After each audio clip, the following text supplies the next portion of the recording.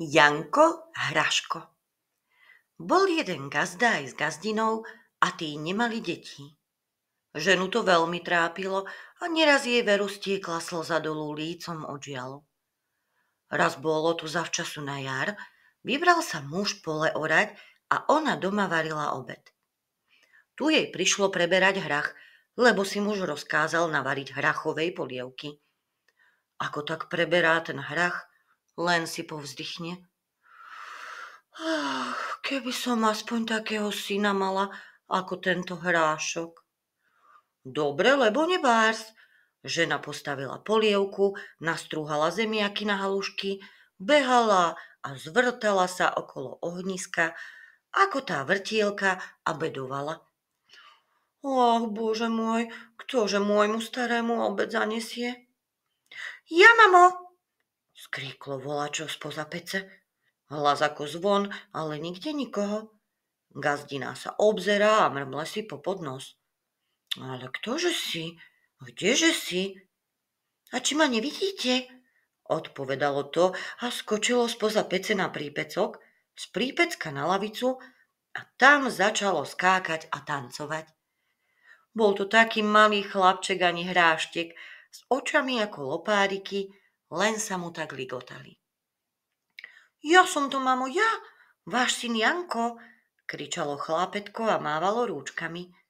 Mať sa dobre prizrela a keď sa do vôle naprizerala, videla, že ten kriklún je chlapček, veľký ako hráštek, jej naozajstný synček, Janko Hraško. No, mamo, kričí, len mi dajte skoro jesť, potom zanesiem aj otcovi. Naradovaná mať mu doniesla plnú misu halušiek a on sa od nej nepohol, kým sa dno misky neligotalo ako zrkadlo. Potom mu matka uviazala do plachtičky misu halušiek pre otca, zavesila na chrbát, pod pazuchu strčila lyžicu a vidličku, hrniec s polievkou si vzal Janko do ruky a šiel do pola. Vykračoval si on výzdajúcky, až prišiel k jednému potoku. Tu sa začal škrabať za uchom, lebo raz nevedel, ako prejsť cez vodu. Napokon si sadol do lyžičky, ako do člnka, zavesloval vidličkou a šťastlivo sa preplavil na druhý breh. Potom vzal nohy na plecia a hýbaj krížom cez pole, len sa tak za ním prášilo.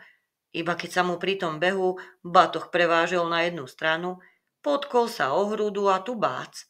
Spadol do brázdy. Hrniec sa mu rozbil a on sa začal topiť v polievke. Ale to by nebol Janko Hraško, keby si nevedel rady. Vytiahol vidličku, oprel sa o ňu ako o žrť a počkal, kým polievka neotiekla. To však nebolo najhoršie. Najhoršie ešte len prišlo, lebo sa z tej brázdy nemohol nijakovsky vymotať. No a čo neurobil? Z halušiek si vystavil most a tak sa volá, ako si po biede, po psote, vydriapal navrch a potom už pokračoval v ceste. Otca uvidel už ďaleka a kričal: Ňaňo, ňaňo, ňaňko môj, nesiem vám jesť. Čo to, kto to kričí? Čuduje sa gazda. Len keď videl misu a nikoho, čo by ju niesol, zavolal: Kdeže si? A čože si? A či ma nevidíte? Veď som to ja, váš synček ako hráštek, váš Janíček. Otec sa veľmi začudoval tým rečiam, lebo doma žiadneho syna nenechal.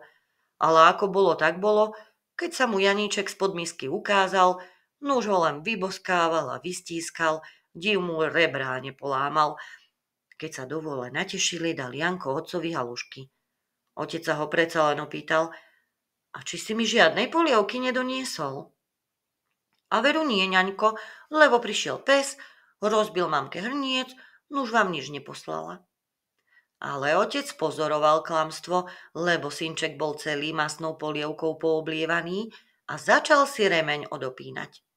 Stonoha Janko nečakal dlho, zobral nohy na plecia, utekal k volom a jednému skočil do ucha, lebo sa mu všetko tak videlo, že by ho výprask bolel.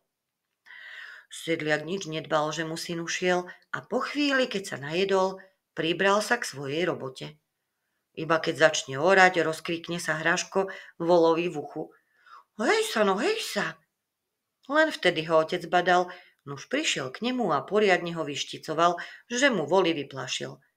Ale Janko bol veľmi rád, že sa mu to s tou polievkou tak lacno prepieklo.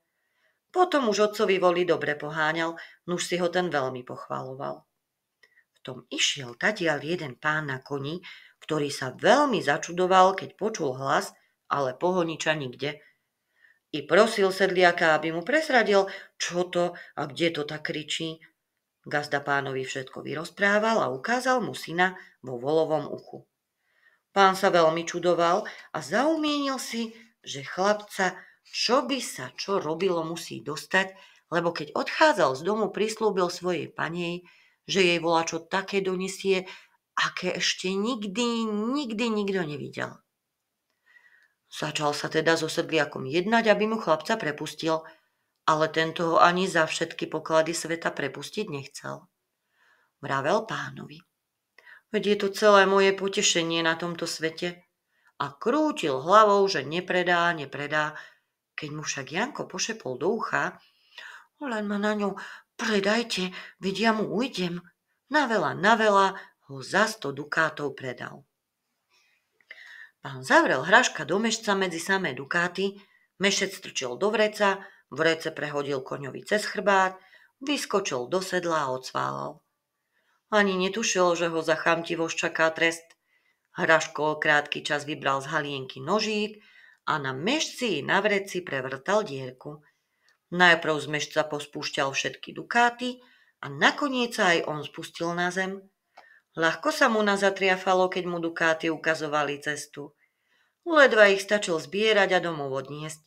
Rodičia zatiaľ celí nešťastní sedeli doma, čo sa báli, či sa ich milovaný a ťažko vyžiadaný synáčik ešte vráti a či ho volakedy uvidia. Keď už načisto strácali aj poslednú nádej, zrazu začuli krik. Ňaňko, či som vám dobre nepovedal, aby ste ma predali? Teraz máte aj peniaze, aj syna. Gazda s gazdinou sa nevedeli vynatešiť a od samej radosti tak objímali navráteného a oplakaného syna, že ho skoro zadusili. Potom si už všetci traja nažívali v šťastí a radosti, varili halušky a dlho žili a hádam žijú až do týchto čias, ak nepomreli. A kto tomu neverí, nech tam beží. Ja som tam bola a všetko som to videla. A zazvonil zvonec a rozprávky je koniec. Dobrú noc, milé deti.